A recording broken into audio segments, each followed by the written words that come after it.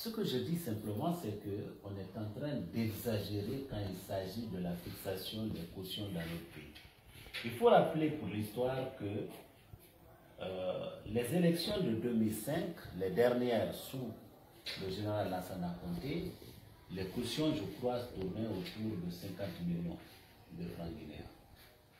On peut dire qu'on pouvait les augmenter légèrement pour tenir compte de certains facteurs économiques, l'inflation par exemple. Mais en 2010, 5 ans après ces élections-là, la folie de vouloir empêcher certains de participer au débat, de conquérir le pouvoir parce qu'ils ont de meilleurs programmes, cette folie a commencé à s'exprimer. On est allé de 50 millions à 400 millions.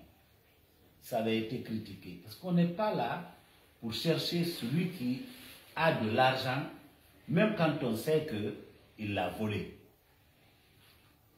Même quand on sait qu'il l'a volé. Parce que quand quelqu'un vole de l'argent pour payer la caution et se retrouver à la tête d'un pays, il volera le trésor public. Alors, nous avons dénoncé cela et beaucoup de Guinéens l'avaient dénoncé. Au lieu de le corriger, n'est-ce pas, en 2015, on a doublé les 400 millions pour demander 800 millions. Et cette fois, on va à 900 millions. Nous ne sommes pas dans une compétition d'hommes d'affaires ou de gens qui font exhibition de leur richesse. Nous sommes dans la compétition de visionnaires, n'est-ce pas, d'hommes qui veulent apporter un changement à ce pays, qui ont des programmes. On n'a pas à chercher, n'est-ce pas, par ces genres d'astuces à leur barrer, n'est-ce pas, la route. Même dans la sous-région, cette réalité guinéenne ne se justifie pas. Sachant d'ailleurs que de tous les pays de la sous-région, c'est la Guinée sur le plan économique qui tire le diable par la queue. Même si certaines statistiques semblent nous désigner comme la deuxième puissance économique de la sous-région. Ça fait rire.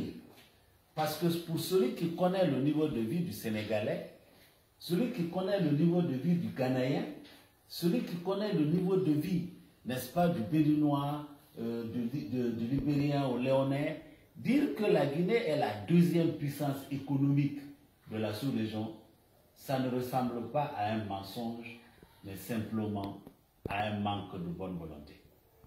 Alors, dans la sous-région, nous sommes en élection en Côte d'Ivoire. Quelle était la caution? C'est 50 millions de francs CFA. Convertissez 50 millions de francs CFA en francs guinéens, c'est autour de 700 millions de francs guinéens. Le Sénégal a eu des élections il n'y a pas longtemps.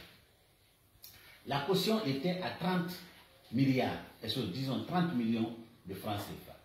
Convertissez les 30 millions de francs CFA au Sénégal en francs guinéens, c'est moins de 500 millions de francs guinéens.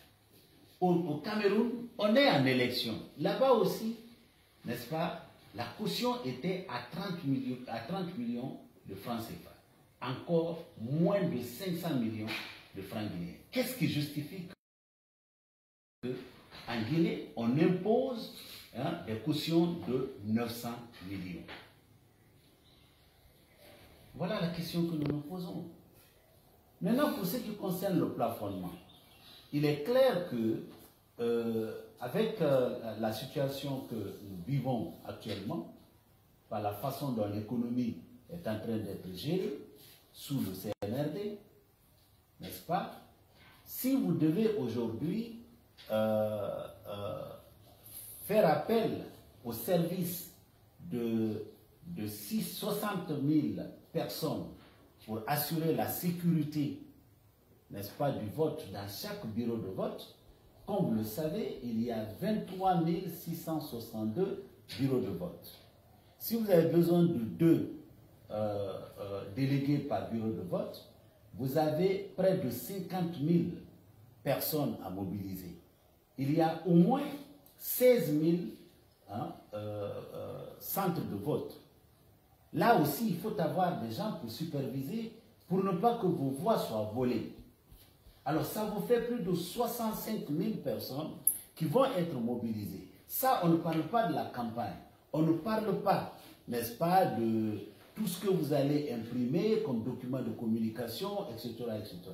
Rien que la dimension importante de la sécurité du vote, si vous choisissez de payer 200 000 francs guinéens à chaque délégué, ça vous met déjà au-dessus de 10 milliards.